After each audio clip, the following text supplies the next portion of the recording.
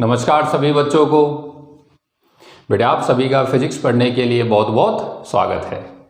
आज हम स्टार्ट कर लें।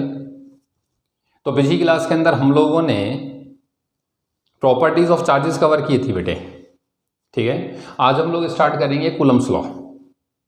ये कूलम्ब्स लॉ इलेक्ट्रोस्टैटिक्स में पढ़ेंगे। यही कूलम्ब्स लॉ बेटे आगे जाके मैग्नेटोस्टैटिक्स में भी आएगा, मैग्नेटिक फील्ड वाला जो चैप्टर है, ठीक है। लेकिन इंपॉर्टेंट भी यही है यहाँ का इलेक्ट्रोस्टैटिक्स वाला, और जो कंसेप्ट यहाँ है यही सेम वहाँ आगे जाके आएगा, ठीक है। तो मेन यही है, इसलिए इसके आगे पूरा लिखा जाता है कूलम्ब्स लॉ इन इलेक्ट्रोस्टैटिक्स।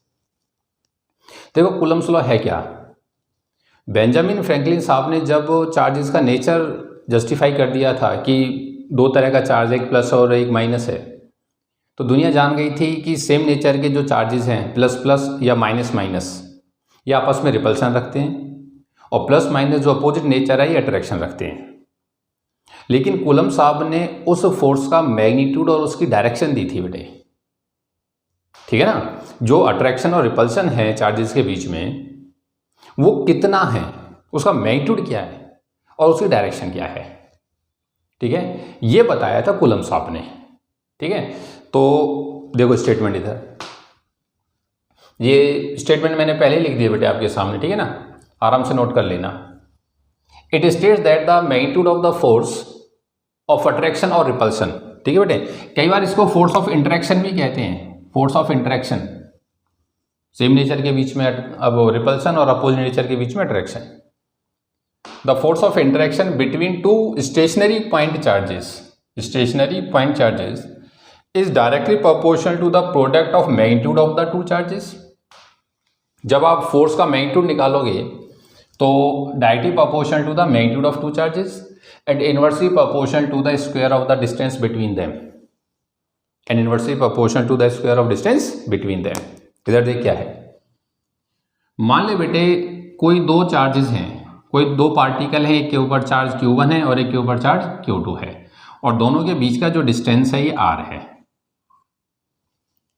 दो चार्ज पार्टिकल ले लिए, एक चार्ज Q1 का और एक Q2 का, बीच का डिस्टेंस क्या था, R। तो स्टेटमेंट ये कहती है कि इनके बीच में जो अट्रैक्शन या रिपल्शन रहेगा वो डिपेंड करेगा नेचर के ऊपर क्या है। तो जो फोर्स का मैग्नीट्यूड रहेगा वो डायरेक्टली प्रोपोर्शनल होता है product of the magnitude of charges, product of the magnitude of charges. Charge चाहे दोनों प्लस के हैं चाहे दोनों माइनस के, एक प्लस एक माइनस है, अगर आप मैग्नीट्यूड निकाल रहे हो फोर्स का तो आपको यहाँ पे मैग्नीट्यूड ही लेने हैं, ठीक है बेटे। तो directly proportional to the product of magnitude of two charges and inversely proportional to the square of the distance between them. दोनों को देखो बेटे मैग्नीट्यूड बार बार नहीं लगाएंगे, ठीक है ना। तो एक बार ऐसे लिख देता हूँ, F is directly proportional to Q1 into में Q2 डिवाइड बाई R का स्क्वायर। बड़े बच्चों डायरेक्टली का साइन हटाऊंगा, कोई ना कोई कांस्टेंट आएगा, और यहाँ पे जो कांस्टेंट आता है बेटे उसे K से रिप्रेजेंट करते हैं, तो that is K Q1 Q2 by R का square, K Q1 Q2 by R का स्क्वायर। अब डायरेक्टली का साइन हटा है तो कोई ना कोई कांस्टेंट आया है, तो आप लोग जानते हो जो कांस्टेंट है बेटे, जब साइंटिस्ट का लॉ है तो उसी के नाम पर होता है, ठीक है ना। तो ये कूलम्ब्स लॉ है, तो आप इसको कूलम्ब्स कांस्टेंट भी कह सकते हो, कांस्टेंट ऑफ प्रोपोर्शनलिटी भी कह सकते हो, और इलेक्ट्रोस्टैटिक फोर्स कांस्टेंट भी कह सकते हो, ठीक है। कोई एक नाम लिख दो, मैं लिख देता हूँ, ये लिख देता हूँ electrostatic force constant, electrostatic force constant. एक बच्चे ने जब फॉर्मूले को बहुत बारीकी से देखा, बोला सर ये फॉर्मूला तो कुछ वैसा है जो हम लोगों ने ग्रेविटेशन के अंदर पढ़ा था, ये that is F equals to capital G m1 m2 by R square. बात तो सही है भाई, ये दोनों रिलेशन, दोनों फॉर्मूले एक दूसरे के एनालॉग लगते हैं, बिल्कुल सही में, देख लो। बस ये है कि वो फोर्स दो मासेस के बीच में, दो चार्जेस के बीच में है ना। Inversely to square, inversely to distance वाला जो कंसेप्ट है दोनों में सेम है, लेकिन सबसे बड़ा डिफरेंस इन दोनों के कांस्टेंट में है बेटे। उसमें जो कैपिटल G है, याद करो, उसको लिखाया जाता है यूनिवर्सल ग्रेविटेशन कांस्टेंट। यूनिवर्सल जानबूझ के लिखाया जाता है, उसका रीजन है कि वो कांस्टेंट पूरे यूनिवर्स में ही चेंज नहीं होता है।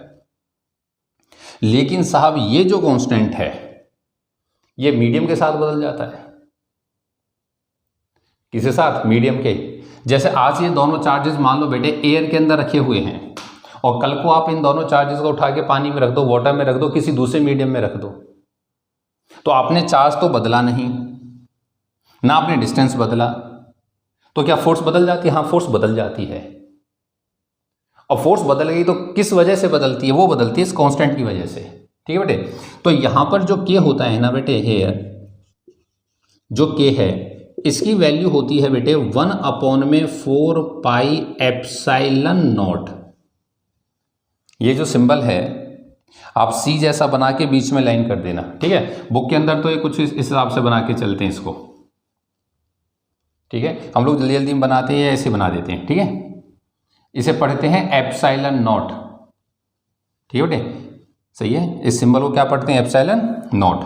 और पहले इसकी वैल्यू देखो, तो जो के है बेटे, के इसकी वैल्यू, ये जो ε0 है ना बेटे, ये परमिटिविटी होती है। इसी को लिख देता हूँ, ये होती है absolute permittivity, absolute permittivity of free space या फिर वैक्यूम। परमिटिविटी फ्री स्पेस, जब आपके सामने ε0 आ जाए ना, आप समझ जाना जो बीच का मीडियम है वो एयर है। बीच का मीडियम क्या है? एयर है। अच्छा, इस के की जो वैल्यू होती है बेटे, ये होती है 9 × 10⁹ ये 8.9 समथिंग होती है। हम लोग 9 × 10⁹ ही याद रखते हैं। ठीक है, अच्छा, कांस्टेंट ये क्या नाम है, यूनिट देखो एक बार, ऐसा यूनिट क्या बन जाएगी? तो के की वैल्यू चाहिए तो r² ऊपर आ जाएगा, तो this is newton metre square पर कूलम स्क्वायर, तो ये हो जाएगी न्यूटन मीटर स्क्वायर पर coulomb square, newton metre square पर कूलम स्क्वायर। अच्छा बेटे, ε0 की वैल्यू, ε0 ये होती है 8.85 × 10⁻⁻12, 8.85 10⁻⁻12। जब आप यहाँ पर 8.85 10⁻⁻12 रखोगे और पाई की वैल्यू 22/7 और ये 4, इसको सॉल्व करना, ये वैल्यू लगभग ये आ जाती है 9 × 10⁻9। ठीक है, ये ε0 की वैल्यू आपको याद होनी चाहिए बेटे। ठीक है, वैसे एग्जाम में गिवन होती है लेकिन याद होनी चाहिए। पहले ऐसा यूनिट बताओ इसकी क्या बनेगी। तो इस कांस्टेंट का उल्टा चला है, ये रिवर्स है ना, तो इसको उल्टा कर दो। तो मैं इसकी यूनिट बेटे नीचे लिख देता हूँ। ठीक है, तो पर न्यूटन, इसका रिवर्स लिख रहा हूँ, पर मीटर स्क्वायर कूलम स्क्वायर, पर न्यूटन पर मीटर स्क्वायर कूलम स्क्वायर। किसकी यूनिट है? ε0 की। तो अगर कूलम्स लॉ को तुम इसको कंबाइंड फॉर्म में लिखो तो बेटे फाइनल रिजल्ट आ गया तेरे सामने ये कि F =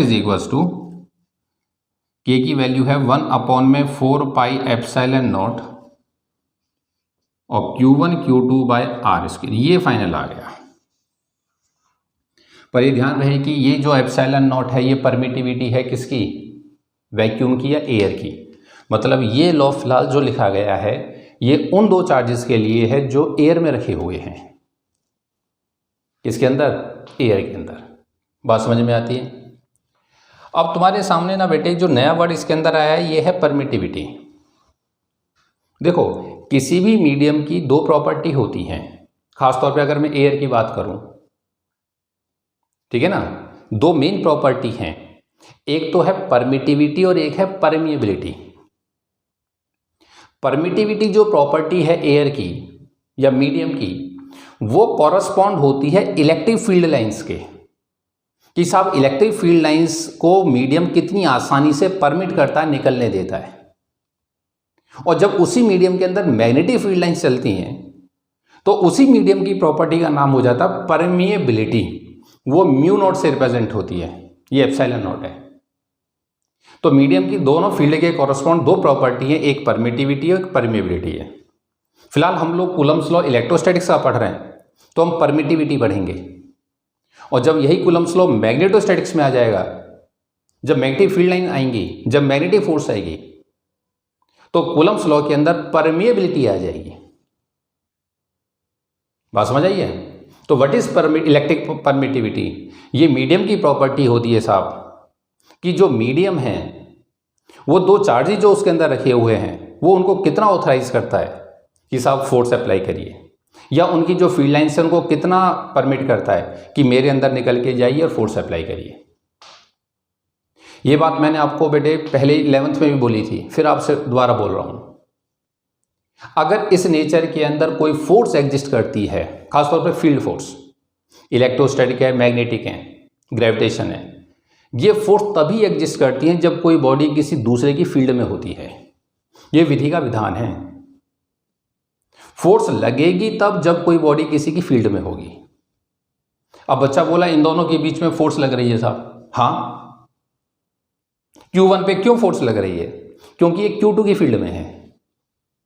और Q2 पर क्यों लग रही है? क्योंकि ये Q1 की फील्ड में है। फोर्स लगने के लिए एक दूसरे की फील्ड में आना कंपलसरी होता है। अब ये मीडियम में रखे हुए हैं और ये एक दूसरे की फील्ड में है, और फील्ड निकली है कहां से? मीडियम में होकर के, तभी तो फोर्स अप्लाई करिए उस पर। इसका मतलब ये है कि ये जो मीडियम है इसका काफी बड़ा रोल है इसके अंदर। तुम्हें एक बात सुनने में बड़ा अजीब सा लग रहा होगा कि जो परमिटिविटी है वो उल्टी है, इससे अपोज में चल रही है, रिवर्स में है। ज्यादा परमिटिविटी कम फोर्स। हाँ साहब, ये सुनने में बड़ा अजीब सा लगता है कि परमिटिविटी, क्या सोचता बच्चा कि परमिटिविटी ज़्यादा होगी तो फोर्स हैवी लगेगी, क्योंकि जितनी ज़्यादा फील्ड पहुंचेगी उतनी ज़्यादा फोर्स लगेगी। सच्चाई है साहब, लेकिन इसके पीछे कंसेप्ट दूसरा है बेटे। कंसेप्ट क्या है? ध्यान से सुनिए, इधर देख। मान ले ये दो चार्ज हैं, वो एक चार्ज ये है Q1 और एक ये चार्ज है Q2, और मैंने इन दोनों को किसी मीडियम में रख दिया है साहब, किसी मीडियम के अंदर रख दिया। तो बच्चा बोला सर जब मीडियम के अंदर रखोगे तो परमिटिविटी एयर की आएगी या मीडियम की आएगी? फिर मीडियम की आएगी। ठीक है बेटे, और ये लॉ थोड़ा बदल जाएगा। जब मीडियम की बात आएगी ना तो ये लॉ हो जाएगा F=1/4πε/m और Q1 Q2/r का square. Epsilon m permittivity of medium, जिस मीडियम के अंदर चार्ज रखे हुए हैं। अब ये दोनों चार्ज किसी मीडियम में रखे थे, ठीक है साहब। ये एक दूसरे पर फोर्स क्यों अप्लाई कर रहे थे? क्योंकि एक दूसरे की फील्ड में थे। अब जब फील्ड लाइन यहां से चल के गई होगी इसके पास, बात को समझना ध्यान से, जब फील्ड लाइन गई होगी इस मीडियम के थ्रू, तो कहानी बनती क्या है बेटे कि जब फील्ड लाइन प्रोपेगेट करती है तो मीडियम के जो, ये कोई मीडियम है, मीडियम के जो मॉलिक्यूल्स होते हैं वो बेटे पोलराइज हो जाते हैं। मीडियम के जो मॉलिक्यूल्स होते हैं वो पोलराइज हो जाते हैं। ये पोलराइजेशन क्या है, ये इसी चैप्टर के क्या नाम यूनिट के अंदर लास्ट में आएगा। आप बस इतना समझिए कि जब किसी मीडियम में होकर के फील्ड निकलती है तो वो मीडियम उस फील्ड के अपोज में अपनी फील्ड तैयार कर लेता, अपोज में। और जितनी हैवी ये फील्ड निकलेगी उतना हैवी अपोज में फील्ड तैयार करेगा, और ये दोनों वेक्टर क्वांटिटी होती हैं। तो आप जानते हो कि अगर ये वेक्टर हैवी हुआ है तो ये भी हैवी हो रहा है, तो नेट जो रिजल्टेंट है वो तो घटेगा।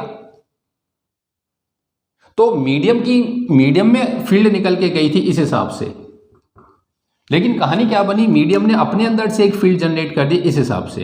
ये E2 है, वो E1 है। तो मीडियम देख कर क्या रहा है, हमको तो ये लगा मीडियम की परमिटिविटी बहुत अच्छी है साहब, क्या कि E1 जो है बहुत ज़्यादा इंटेंसिटी से निकल रहा है, मतलब फील्ड बहुत ज़्यादा निकल रही है। लेकिन ध्यान से देख, उसके ज़्यादा निकलने से मीडियम के अंदर कहानी बदल गई है।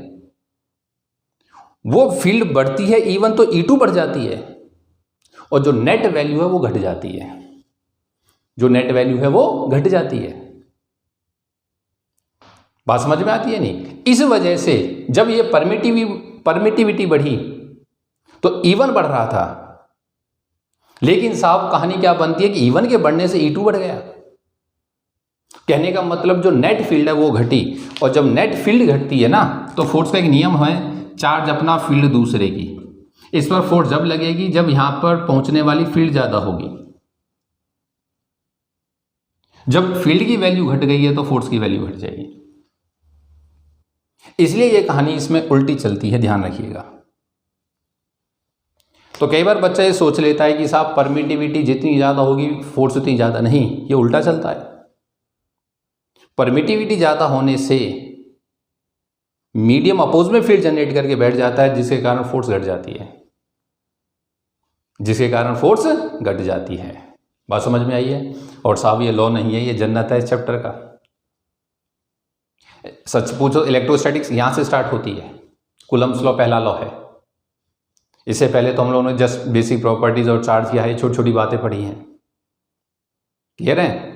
तो what is the formula for the magnitude of force between the two charges? तो F equals to K Q1 Q2 by R square. और Q1 Q2 मैग्नीट्यूड लिया जाता है, हमेशा ये बात याद रखिएगा। कभी प्लस माइनस कंसिडर नहीं करते। दोनों चार्ज प्लस के हैं तो दोनों प्लस तो है ही, दोनों माइनस हैं तब भी प्लस लिए जाएंगे, एक प्लस एक माइनस है तब भी प्लस लिए जाएंगे, क्योंकि हम लोग यहाँ पर मैग्नीट्यूड लिख रहे हैं। डायरेक्शन हम लोग कॉमन सेंस से निकालते हैं बेटे, ठीक है? ये है कूलम्ब्स लॉ। तो स्किन को रोक और एक बार इसको लिख। अच्छा, ये कंसेप्ट अगर आप लिखना चाहते हो तो एक दो बार जो मैंने आपको एक्सप्लेन किया है उसको सुन लेना, हिंदी में लिख लेना, ठीक है? क्यों कभी अकेले बैठोगे तो आपके मन में ख्याल ये जरूर आएगा, आज नहीं आएगा 2 महीने बाद आएगा, कि एज परमिटिविटी बढ़ी थी तो फोर्स क्यों घटी। ये मीडियम का खेल होता है सारा, ठीक है ना? तो स्किन को रोक और कूलम्ब्स लॉ की स्टेटमेंट लिख लिया। आजा, अब इसके ऊपर ना बेटे कुछ छोटे छोटे कंसेप्ट लिख लेते हैं। अच्छा, ये सिंबल एप्सिलॉन नॉट है बेटे, लिख लिया है तो अच्छी बात है, ठीक है? इसको पढ़ते हैं एप्सिलॉन नॉट, ये पढ़ा जाता है एप्सिलॉन नॉट, ठीक है? बुक के अंदर ऐसे बनता है, हम लोग सी बना के ऐसे बना देते हैं, ठीक है? Epsilon not. चल, अब हेडिंग बना बेटे सम concepts.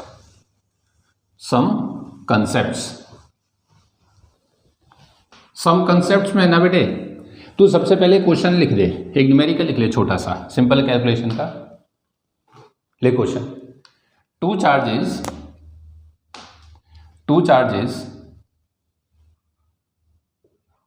5 microcoulomb and -4 microcoulomb are placed 10 meter apart.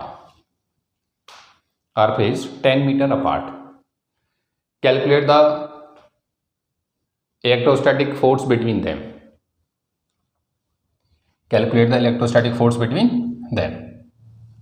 एक सिंपल सा न्यूमेरिकल है, ठीक है? तो देख, तो F इज इक्वल्स टू होता है K Q1 Q2 by R का स्क्वायर, ठीक है? K की वैल्यू K 9 × 10⁻⁹ अभी लिखी थी। Q1 Q2 मैग्नीट्यूड लिया जाएगा बेटे SI के अंदर, तो 5 × 10⁻⁶, 4 × 10⁻⁶ डिवाइडेड बाई 10, ये मीटर के अंदर गिवन है तो 10 का स्क्वायर। बोले स्टेप सही है? तो ये हो गया 5 चौक 20, 20 और 9 180 इंटू 10⁻⁻12 और ये -3 10⁻³ डिवाइड बाई 10⁻⁴। ऊपर जाकर के -4 -7 और एक इसको ले गया -6, 18 × 10⁻⁻6 न्यूटन, ये आंसर आया 18 × 10⁻⁻6 न्यूटन। क्लियर है? कैलकुलेशन एक बार चेक कर लेना बेटे, ठीक है ना? ये एक सिंपल सा न्यूमेरिकल है। इस न्यूमेरिकल से मुझे बस एक अंदाजा लेना है कि साहब K की वैल्यू 9 × 10⁻⁹ डलेगी और जो चार्जेस मुझे दे रखे होंगे उनका साइन कंसीडर नहीं होगा, मैग्नीट्यूड लिया जाएगा, ठीक है? बस ये कंसेप्ट ध्यान में रखना, बाकी कुछ नहीं। चलो आ जा, पहला न्यूमेरिकल। अब सम कंसेप्ट्स पे थे ना बेटे, नंबर फर्स्ट पे लिख, नंबर फर्स्ट ये लिखना चाहो इसको लिख लो।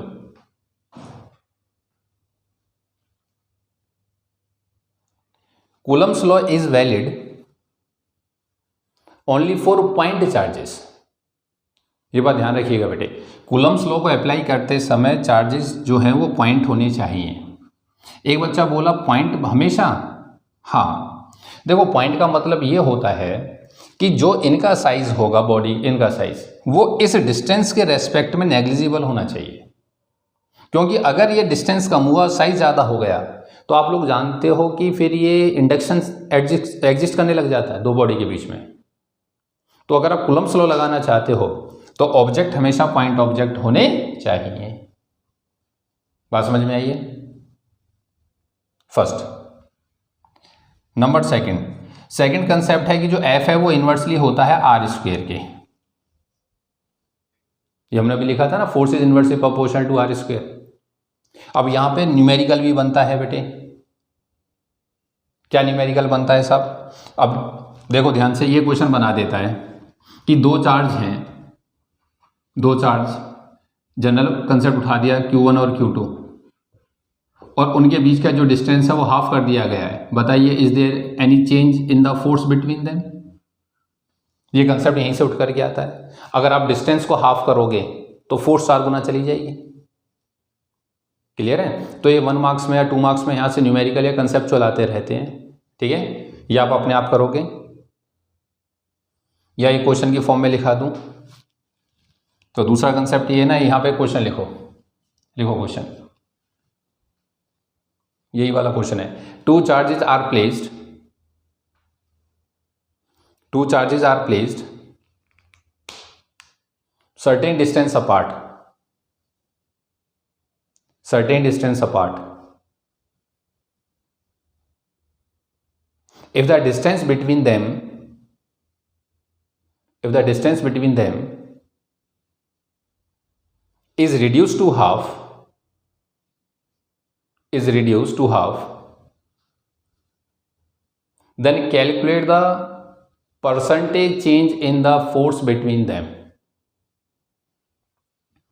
Then calculate the percentage change in the force between them. साहब जब ये r की दूरी पर थे तो इनके बीच में फोर्स कितनी लग रही थी? k Q1 Q2 by r का स्क्वायर। आज डिस्टेंस हाफ कर दिया है तो नई फोर्स हो गई k Q1 Q2 by r by 2 का स्क्वायर। इसको लिखोगे ऊपर चला जाएगा, 4 टाइम्स हो जाएगा बेटे, तो ये हो जाएगी 4 of k Q1 Q2 by r का स्क्वायर। तो F2 की वैल्यू जो है वो हो गई 4 times of F1, 4 times of F1। मेरे से कहता है परसेंटेज चेंज चाहिए फोर्स के अंदर, तो value should be final minus initial upon में इनिशियल इनटू में 100%। फाइनल कितना है साहब? फाइनल है 4 of F1 minus of F1 upon में F1 इंटू 100%। ये हो गया 3F1, F1 से F1 गया, आंसर आ गया 300%, 300%। 300% बढ़ जाएगी, वैसे 4 गुना हो जाएगी। बात समझ में आती है? Distance become half, distance reduce by 50%, 25%, मतलब ऐसे कंसेप्चुअल क्वेश्चन बनाता है। ठीक है बेटे, ये है। एक बनता है इसके ऊपर ग्राफ, एक बार स्क्रीन करोगे, इसको नोट कर। एक इन्वर्सली प्रोपोर्शनल के ऊपर ना बेटे एक ग्राफ का कंसेप्ट भी पूछता है, इस इन्वर्सली वाले कंसेप्ट पर ही। देख इधर क्या ग्राफ, हाँ ग्राफ बनवाता है। अगर तेरे से ग्राफ बनवाता है ना बेटे एफ का और आर का, तो ये कॉमन सी बात है, इन्वर्सली था तो ये F is inversely proportional to R square, ये ग्राफ है। F is inversely proportional to R square. जैसे जैसे आप क्या नाम है आर बढ़ता जाएगा वैसे वैसे फोर्स घटती चली जाएगी। लेकिन बेटे कुछ साल से बोर्ड का मौसम बदला हुआ है। कैसे बदला हुआ है? वो इस ग्राफ को ना एफ और आर के बीच में नहीं पूछता है, वो इस ग्राफ को पूछता है एफ और 1/r स्क्वायर के साथ। और ये ग्राफ ना काफ़ी फेमस हैं, जैसे इलेक्ट्रिक फील्ड में, पोटेंशियल में, सब में बनेंगे ये। एक तो बनेगा आर के साथ, एक 1/r स्क्वायर या 1/r ऐसे बनेंगे। अब ये ग्राफ क्या है तू ध्यान से देख, ये है F is equals to k Q1 Q2 by r का स्क्वायर, ये लिख दिया मैंने, ये रहा 1/r स्क्वायर।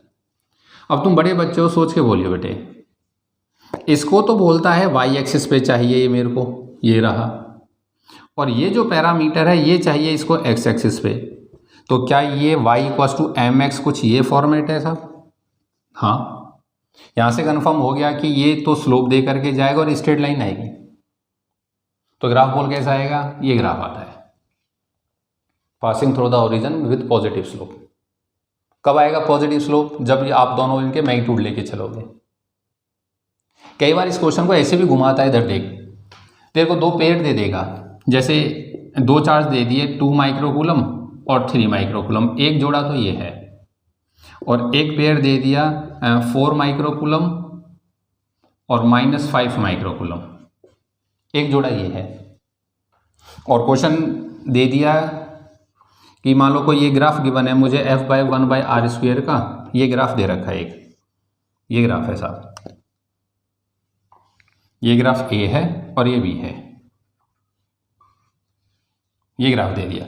कहता है साहब A और B में से, सॉरी ग्राफ AB तो इधर नाम डाल रखा है ना, यहाँ नाम बदल लो। ये ग्राफ है P और ये है Q। बताइए किस पेयर के कॉरस्पॉन्ड कौन सा ग्राफ है, किस पेयर के कॉरस्पॉन्ड कौन सा ग्राफ है। अब तुम बड़े बच्चे सोच के बोलो, डिस्टेंस दोनों के बीच में सेम है, दोनों पेयर के बीच में। तो देख ध्यान से, स्लोप में Q1 Q2 की मल्टीप्लाई है, 3 और 2 6 बनेगा, मल्टीप्लाई यहाँ बनेगी 20। तो यहाँ से कंफर्म हो गया जो स्लोप है वो ज़्यादा होना चाहिए B के लिए कॉरस्पॉन्ड, और ये नेगेटिव स्लोप भी है, ये रहा नेगेटिव स्लोप, और उसके रेस्पेक्ट में देख ज़्यादा भी है। तो यहाँ से कंफर्म हो गया कि जो ये है ये A के कॉरस्पॉन्ड है और ये जो है ये B के कॉरस्पॉन्ड है। बात समझ में आती है। तो F is inversely proportional to R² के ऊपर ये न्यूमेरिकल बनता है, क्लियर है, और एक छोटा सा ग्राफ का कंसेप्ट बनता है। तो स्क्रीन को रोक और नोट कर। कंसेप्ट नंबर 3 लिख बेटे, effect of medium, effect of medium, effect of medium, point number 3। इधर देख, अगर दोनों चार्ज बेटे किसी मीडियम में रख दिए जाएं, मान लो 2 चार्ज हैं और एयर के अंदर रखे हुए थे, एक Q1 था और एक Q2 है, ठीक है साहब। तो दोनों के बीच में फोर्स क्या थी, तो एयर के अंदर जो फोर्स थी वो थी F = K Q1 Q2/r², ये फोर्स थी साहब। जो नोट है ना बेटे ये F0, ये नोट कॉरस्पॉन्ड है यहाँ पर एयर के या वैक्यूम के, ठीक है ना। अब तूने क्या काम किया बेटे, इसमें भर दिया कोई मीडियम। देखो जैसे आप लोग डेंसिटी समझते हो ना, डेंसिटी, हर मीडियम की अपनी डेंसिटी होती है। तो यहाँ पर इलेक्ट्रिक फोर्स के कॉरस्पॉन्ड एक पैरामीटर होता है बेटे, उसे बोला जाता है डाइलेक्ट्रिक कांस्टेंट, डाइलेक्ट्रिक कांस्टेंट। और उसको हम लोग ना K से रिप्रेजेंट करते हैं, किससे रिप्रेजेंट करते हैं, K से। ये इंडक्शन वाली क्लास में मैंने इसका यूज भी किया था और आपसे बोला था आपको ना 2-3 डाइलेक्ट्रिक कांस्टेंट याद रखने हैं बेटे। किस किस के, एक तो डाइलेक्ट्रिक कांस्टेंट आपको याद रखना है बेटे एयर का या वैक्यूम का, ठीक है ना, वो 1 होता है। डाइलेक्ट्रिक कांस्टेंट वाटर का, पानी का, ये 81 के आसपास होता है, लेकिन हम लोग 80 याद कर लें सफिशिएंट है, ठीक है। 80 और 81, ठीक है, दोनों वैलिड होते हैं बेटे, कोई सा लिख दो ऐसे, ठीक है, दोनों सही हैं। 81 लिख दिया, चलो नियरली इक्वल, ठीक है। और एक कंडक्टर का, कंडक्टर का इनफाइनाइट होता है। ये 3 डाइलेक्ट्रिक कांस्टेंट हमें याद रखने हैं। इन सब में पानी वाला जो डाइलेक्ट्रिक कांस्टेंट है वाटर का सबसे इंपॉर्टेंट है। तो तूने क्या काम किया बेटे, दोनों चार्ज उठा के किसी मीडियम में रख दिए साहब, ठीक है। अगर तूने मीडियम में रखी है तो बोलिए फोर्स क्या हो जाएगी इन मीडियम, तो फोर्स हो जाएगी, तो ये ना बेटे K की वैल्यू डाल दो यहाँ पर, ठीक है ना। तो ये है 1/4πε0 Q1 Q2/r²। अब जैसे मीडियम आएगा तो ये वैल्यू हो जाएगी 1/4πε0m, m फॉर मीडियम, और Q1 Q2/r², Q1 Q2/r²। ये इक्वेशन हो गई मेरी फर्स्ट, ये हो गई मेरी second. Divide equation first by second, तो F0/Fm, F0/Fm। बड़े बच्चों सोच समझ के बोलना बेटे, जैसे तू डिवाइड करेगा Q1 Q2/r², ये पूरे का पूरा पैरामीटर गया और 1/4π गया, और ये पलट के ऊपर चला जाएगा, ये तेरे पास आ जाएगा εm/ε0, εm/ε0।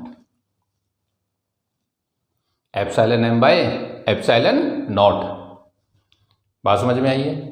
इसका बेटे दूसरा नाम भी है, ठीक है ना, इसी को हम लोग बोलते हैं εr। अब तो ध्यान से देख, ये किसी मीडियम की परमिटिविटी है और नीचे वैक्यूम है या एयर है, तो एयर के रेस्पेक्ट में किसी मीडियम की परमिटिविटी, तो this is also known as relative electrical permittivity. और बेटे इसी का एक तीसरा नाम भी है जिसको हम लोग डाइलेक्ट्रिक कांस्टेंट बोलते हैं। ये फॉर्मूला नहीं है साहब, ये जन्नत है, क्लियर समझ लो। ये तो डाइलेक्ट्रिक कांस्टेंट हो गया, और ये कहलाता है बेटे रिलेटिव इलेक्ट्रिकल परमिटिविटी। भाई किसी भी मीडियम की परमिटिविटी है विद रेस्पेक्ट टू वैक्यूम या विद रेस्पेक्ट टू एयर, तो रिलेटिव हो गया। अब मैं कभी तो इस रिलेशन का यूज करूंगा, कभी मैं इसका यूज करूंगा, या इसका करूंगा या इसका करूंगा।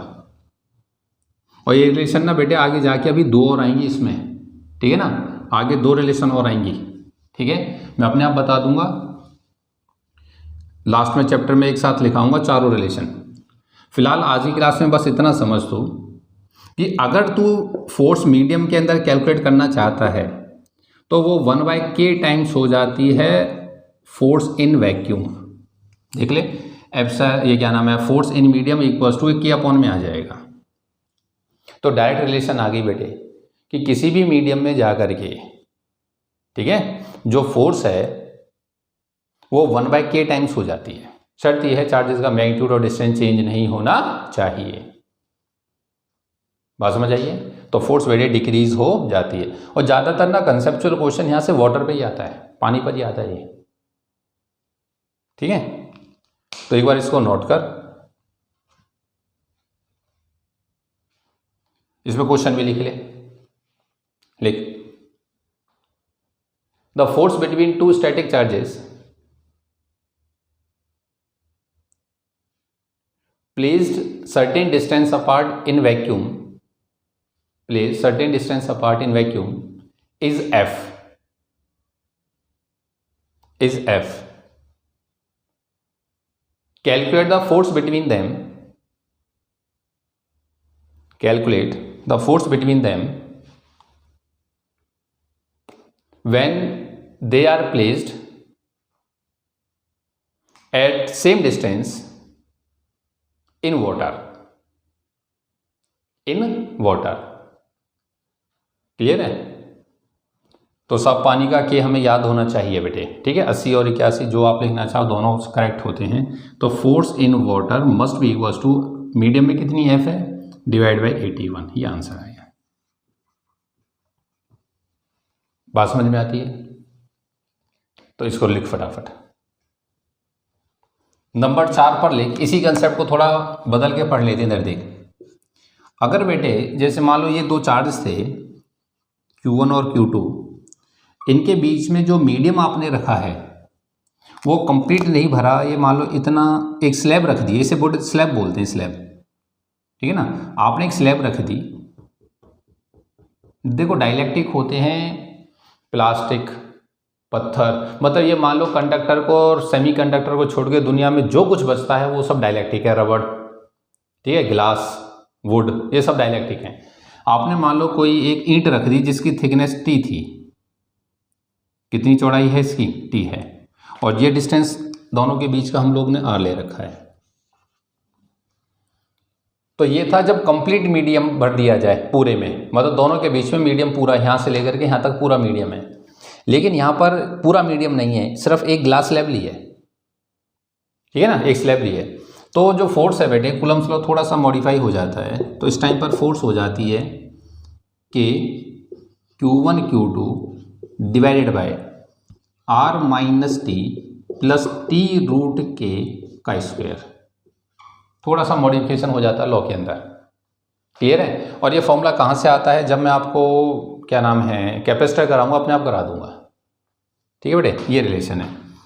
अगर आप देखो इसको ठोक के भर देते, मतलब यहाँ से यहाँ तक भर देते ना पूरी ग्लास स्लैब कंप्लीट भर देते, तो R और T बराबर हो जाता है। यहाँ पे रख के देख, अगर R और T इक्वल हो जाता तो ये R है, ये R है, ये तो कैंसिल हो जाता, ये हो जाता R रूट K का स्क्वायर, तो that is R square into K, और K Q1 Q2 by R square F हो गया। बोल बात समझ में आती है नहीं, ठीक है बेटे। तो ये जनरल रिलेशन हो गई। तो when a dielectric slab is placed, when a dielectric slab is placed, ठीक है। लिख फटाफट, नेक्स्ट लिख number 5, coulomb force, Coulomb force is conservative force, Coulomb force is conservative force. Conservative force आप सभी समझते हो, ठीक है बेटे। The amount of work done ठीक है, in moving the body along a close path is always zero. वो सभी कंसेप्ट आगे आएंगे, मैं लिखवा दूंगा, बस फिलहाल इतना लिख दे कि Coulomb force is a conservative force. Next, Coulomb force is an axial force, AXIAL is an axial force. Next लिख, Coulomb force is an axial force, Coulomb force is an axial force. तो central force और axial force. Axis किसे कहते हैं? देखो, दो point या दो चार्जेस जो आपने लिए हैं, ये दो चार्ज लिए हैं साहब, इन दोनों चार्जेस को जो लाइन मिलाती है ये एक्सिस है। ये जैसे ग्रेविटेशन फोर्स भी सेंट्रल होती है और एक्सियल होती है। मान लो ये अर्थ थी हमारी और अर्थ के ऊपर यहाँ पर ऑब्जेक्ट है, तो इसके सेंटर को और इसके सेंटर को मिला दे, ये एक्सिस बनती है ये। तो जो फोर्स एक्सिस के अलोंग लगती हैं वो एक्सियल फोर्स होती हैं, ठीक है ना, और जो बॉडी के सेंटर पर लगती हैं वो सेंट्रल फोर्स हो गई। या ये कहिए कि जब आप डिस्टेंस मेजर करोगे तो दोनों के सेंटर टू सेंटर मेजर होता है, यहाँ से लेकर के यहाँ तक, ठीक है बेटे। तो जो फोर्स एक्सिस के अलोंग लगती है वो एक्सियल फोर्स हो गई, या जो सेंटर के अलोंग लगती है, ठीक है। अब बेटे हम लोग इस पर डायरेक्शन देख लेते हैं। तो जो कंसेप्ट हो गए मेरे हिसाब से 4 या 5 हो गए होंगे ना। नेक्स्ट नंबर डाल दे। Next, direction of force, direction of force.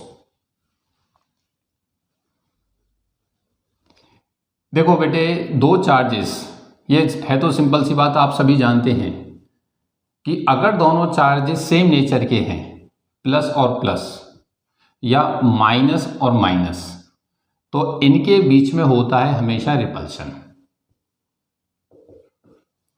हमेशा क्या होता है? रिपल्शन। और अगर चार्जेस अपोजिट नेचर के, एक प्लस और एक माइनस, तो उनके बीच में होता है अट्रैक्शन। ये सिंपल सी बात है ना। Plus plus repulsion, plus minus minus repulsion, और प्लस माइनस अट्रैक्शन।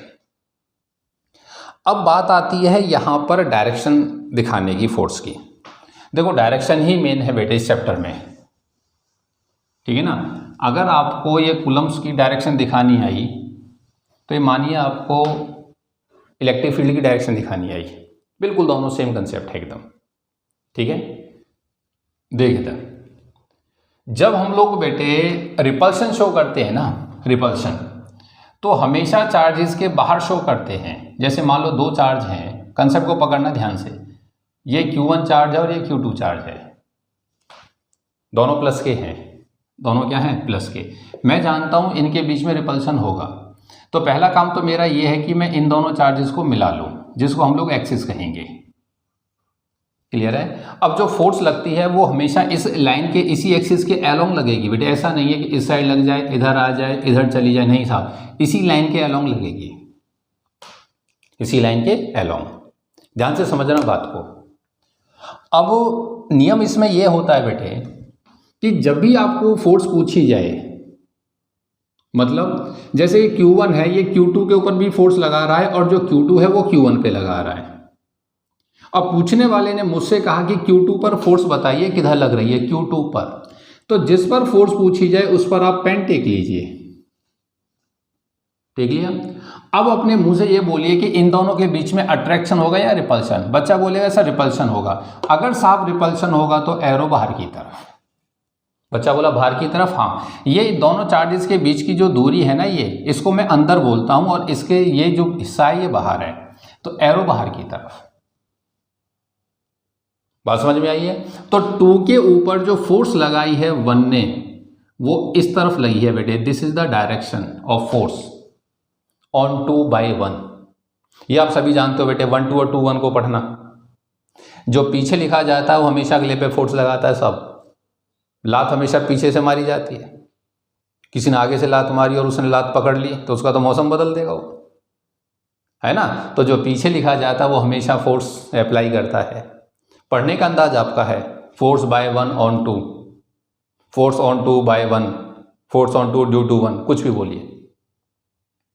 बात समझ में आई है? दोबारा सुनिए। जिस पर फोर्स पूछी जाए, उसने मुझसे कहा 1 पर बताइए, 2 ने किधर लगाई। साहब मैंने 1 के ऊपर पेन टेक दिया, मुंह से बोला अट्रैक्शन होगा, दोनों में रिपल्शन, बच्चा बोला रिपल्शन, एरो बाहर की तरफ, और फोर्स का नाम हो गया F12।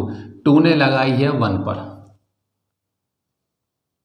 2 ने लगाई है 1 पर, ठीक है साहब। अगर सर ये दोनों माइनस हो जाते तो,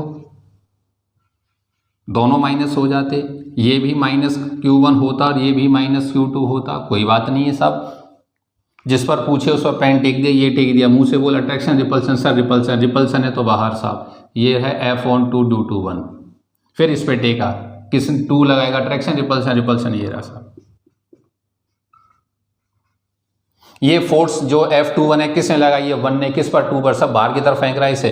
और ये सर 1 क्या नाम है, 2 ने लगाई है किस पर, 1 पर। बच्चा बोला सर अगर 1 + 1 माइनस होता तो ये Q1 का प्लस, ये Q1 होता और ये Q2 होता, ये माइनस होता। चलो एक सिचुएशन और ले लेता हूं, जो ये माइनस का Q1 होता और ये प्लस का Q2 होता, ठीक है साहब। ये एक्सिस हो गई, दोनों को मिला लिया। ये मैं जानता हूं कि आपस में अट्रैक्शन कर रहे होंगे, कोई बात नहीं है। बताइए 1 जो है वो 2 को किधर खींचेगा, ये कॉमन सेंस है, अपनी तरफ खींचेगा, लेकिन हमको न्यूमेरिकल सॉल्व करने।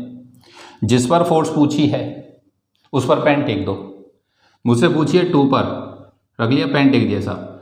अब बोल इन दोनों के बीच में अट्रैक्शन रिपल्सन, साहब अट्रैक्शन, अट्रैक्शन है तो तीर बीच में, एरो बीच में, F21 है ये, फोर्स 1 ने लगाई है 2 पर। फिर मेरे से बोला 1 पे बता फोर्स किधर है, फिर 1 पे पूछिए, 1 पे पेन टेका, sir 2 attraction repulsion, sir attraction, attraction है तो बीच में, ये रही साहब, ये फोर्स 1 पर लगी है, 2 ने लगाई है। बात समझ में आई है। इन दोनों को पकड़, मेरे से बोला 2 पे पेन टेका, अट्रैक्शन रिपल्सन, अट्रैक्शन ये रही साहब, क्या नाम हो जाएगा, F21। बता 1 के ऊपर पेन टेका साहब, 2 किधर लगाएगा, सर अपनी तरफ, ये रही F12। बच्चा बोला समझाना क्या चाहते हो, मेरी बात को ध्यान से सुनिएगा, आप चाहे तो हिंदी में लिख लेना इस लाइन को। बच्चा प्लस माइनस में घूमता रहता है, नहीं साहब प्लस माइनस का खेल नहीं है ये। जिस पर फोर्स पूछी जाए उस पर पेन टेक लो, और जिस जोड़े से देख रहे हो बस ये देखो इनमें अट्रैक्शन है रिपल्सन, अट्रैक्शन है तो एरो अंदर, रिपल्सन है तो बाहर, कहानी खत्म, कहानी खत्म। अगर आप हिंदी में लिखना चाहते हो हिंदी में लिखो, सिस्टम के जिस चार्ज पर फोर्स पूछी जाती है उस पर पेन रखना है, अगर फोर्स रिपल्सन है तो एरो बाहर, और अट्रैक्शन है तो एरो अंदर, खत्म। जैसे समझ, एक दो न्यूमेरिकल के पॉइंट ऑफ व्यू से उठाता हूं, इधर देख, न्यूमेरिकल हम लोग कल करेंगे, सिर्फ आज डायरेक्शन देखना सीख लेते हैं। इधर देखो, ये Q1 चार्ज है, ये Q2 है साहब, ये Q3 है और ये Q4 है। एक माइनस ले लेता हूं। पूछने वाले ने मुझसे कहा कि calculate the force on Q4, Q4 पर फोर्स बताइए साहब, चार्ज का सिस्टम था, कोई बात नहीं, Q4 पूछा है, ठीक है, 4 पर पूछिए ना, उस पर पेन टेक लो। तुम पेन मत उठाना, तुम्हारी डायरेक्शन कभी जिंदगी में गलत नहीं होगी। ये पेन टेक दिया साहब, अब बारी बारी से देखते जाओ, बोलो इस पहली बात तो Q4 पर फोर्स लगाने वाले कौन कौन है, Q1, Q2 और Q3, ठीक है। अब इनके बारी बारी से बोलता जा, सर Q1 और Q2 में जोड़े में अट्रैक्शन रिपल्सन, सर अट्रैक्शन है तो एरो अंदर, ये अंदर है, ये दोनों चार्ज थे, चार्ज के बीच जो मैं इसको अंदर बोलता हूं, एरो अंदर। तो this is the force by 1 on 4, सही ना, 4 के ऊपर लगाई है 1 ने। फिर वापस टेक है, क्यों 4 पे पूछा, आप पेन मत उठाना। 2 बोल, अट्रैक्शन रिपल्सन, सर रिपल्सन होगा, ये भी प्लस है, ये भी रिपल्सन है तो एरो बाहर, ये बाहर आ गया, ये दोनों के बीच में, ठीक है ना बेटे, लाइन सीधी कर दिए, ठीक है, एरो बाहर। फोर्स किसने लगाई है, 2 ने लगाई है, किसके ऊपर, 4 के ऊपर। फिर वापस टेक, अट्रैक्शन रिपल्सन 3 से, सर रिपल्सन है तो एरो बाहर, this is the F43, 4 on 4/3, जो पीछे लिखा जाता है वो फोर्स लगाता है। अब तुम अकेले बैठोगे, तुम्हारे मन में ख्याल आएगा ये इस पे लगा रहा होगा, वो उस पे सब आपस में लगा रहे हैं, सच्चाई है, सब आपस में फोर्स लगा रहे हैं, ये सच्चाई है। बच्चा एक कई बार तो ये सोचता है कि सर ये जब आपस में लगा रहे हैं तो चिपक क्यों नहीं जाते, जैसे ये दोनों है प्लस माइनस, ये चिपकते क्यों नहीं है साहब। देखो ये आप लोग स्टैटिक पढ़ रहे हैं, ये इलेक्ट्रोस्टैटिक्स है, चार्ज एट रेस्ट है ये। तो ये दोनों चार्ज ना, ये दोनों बॉडी किसी टेबल पर या कहीं रखी गई होंगी जब चार्ज दिया गया इनको, तो वहाँ टेबल के साथ इतना फ्रिक्शन होता है इनका कि ये चिपकती नहीं है।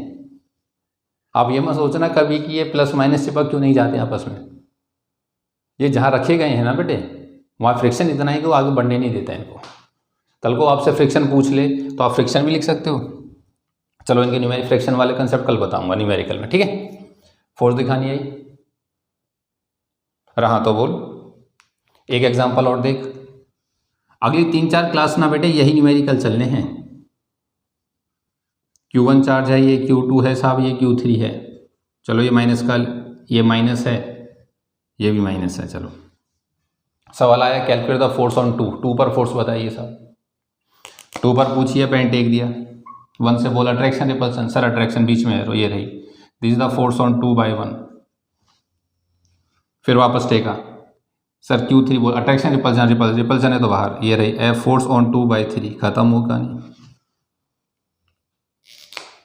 इस जोड़े से देखा इन दोनों के बीच में अट्रैक्शन, एरो बीच में, इन दोनों में देखा रिपल्सन, एरो बाहर, ये एक्सियल फोर्स है इसे बोलते हैं, इसलिए हम नोट लिखाया जाता है it is an axial force. ये एक्सिस के अलोंग ही लगती है बेटे, दिस एक्सिस के अलोंग, एक्सिस के अलोंग। रहा तो बोल, बात समझ में आती है, ठीक है बेटे, ये कंसेप्ट है। अच्छा बेटे एक ना जहां आपने एप्सिलॉन नोट लिखा है ना स्टार्टिंग में, एप्सिलॉन नोट, वहां उसकी एसआई यूनिट लिखी है, वहां पे ना एक एसआई यूनिट और लिख दो एप्सिलॉन नोट की, ये उससे ज्यादा इंपॉर्टेंट है। Capacitance C = A epsilon note by D, एक फॉर्मूला आगे आएगा, वहां से एप्सिलॉन नोट की ज्यादा इंपॉर्टेंट यूनिट आएगी फैराड पर मीटर, फैराड पर मीटर, ठीक है बेटे, Fm-1। ये बस आप लिख दो, ये कहाँ से आई है सब मैं अपने आप समझा दूंगा, ये फॉर्मूला है एक, ठीक है, इससे आती है ये। तो ये कैपेसिटेंस की तो होती है फैराड, और यहाँ से बचेगा 1 मीटर, वो अपॉन में आ जाएगा, फैराड पर मीटर। ये ज़्यादा इंपॉर्टेंट यूनिट है इसलिए, तो बोर्ड में कई बार क्वेश्चन ऐसा आया है, name the physical quantity that has SI unit farad पर मीटर, ठीक है, तो इस यूनिट को जरूर लिख देना वहाँ पे। ये है बेटे। अब डायरेक्शन देख तू, 2 एरो आ गई हैं, इस पर 3 एरो आ गई हैं साहब। अब क्या तू सुपरपोजिशन प्रिंसिपल लगा करके रिजल्ट लिख देगा? हाँ साहब, सुपरपोजिशन जानते हो ना, जब एक से ज्यादा फोर्स आ जाए तो सबका रिजल्ट निकाल लो। क्लियर है? ये कंसेप्ट है, इसकी इनको रोक लिख, एक कंसेप्ट और लिख दे इसमें लिखना चाहे तो। देखो जब हम लोग कूलम्ब्स लॉ लगाएंगे ना बेटे, जैसे इन दोनों के बीच में फोर्स देखी, इन दोनों के बीच में, तो जिस टाइम पर इन दो को डील कर रहे होंगे उनसे कोई लेना देना नहीं होगा।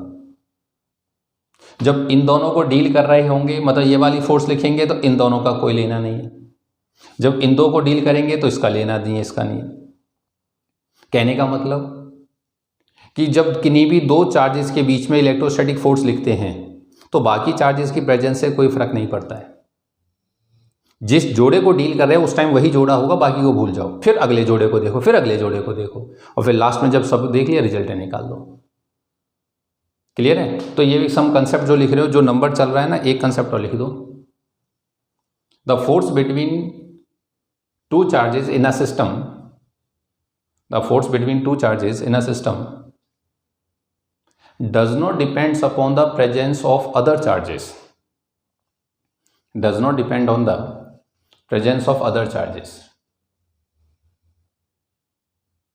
क्लियर है? इन अदर वर्ड्स लिखना चाहिए, इन अदर वर्ड्स उसी में लिख दो, superposition principle is valid, superposition principle is valid. ठीक है बेटे, कल मैं आपको इसके न्यूमेरिकल, इस कूलम्ब्स लॉ की वेक्टर फॉर्म और ये न्यूमेरिकल से स्टार्ट कराऊंगा। ठीक है, तो मिलते हैं अगली क्लास में, तब तक आप सभी का बहुत बहुत धन्यवाद।